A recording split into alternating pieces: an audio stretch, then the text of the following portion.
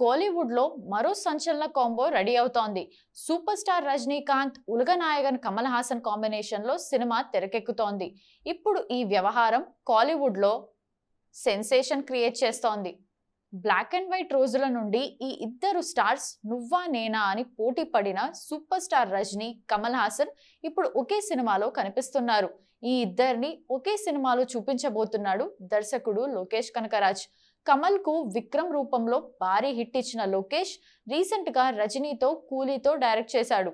ఇప్పుడు ఈ ఇద్దరిని కలిపి ఓ భారీ యాక్షన్ సినిమా చేస్తున్నాడు లోకి. ఇటీవల కొద్ది రోజులుగా తమిళ మీడియాలో గాసిప్ లా వినిపిస్తున్న ఈ న్యూస్ ఇప్పుడు ఓకే చేశాడు కమల్ హాసన్. తాజాగా దుబాయ్లో జరిగిన సైమా అవార్డ్ కార్యక్రమంలో పాల్గొన్న కమల్, నేను రజనీని కలిసి చాలా ఏళ్ల క్రితం సినిమా చేయాలనుకున్నాం, కానీ కుదరలేదు. ఇప్పుడు ఇన్నాళ్లకు మేం కలిసి సినిమా చేయబోతున్నాం.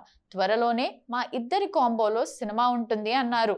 దాంతో కొద్ది రోజులుగా గాసిప్ గా ఉన్న ఈ న్యూస్ కమల్ కామెంట్స్ తో అఫీషియల్ గా కన్ఫర్మ్ అయింది. ఇటీవల ఇద్దరిని కలిసి కథ కూడా వినిపించాడట లోకేష్.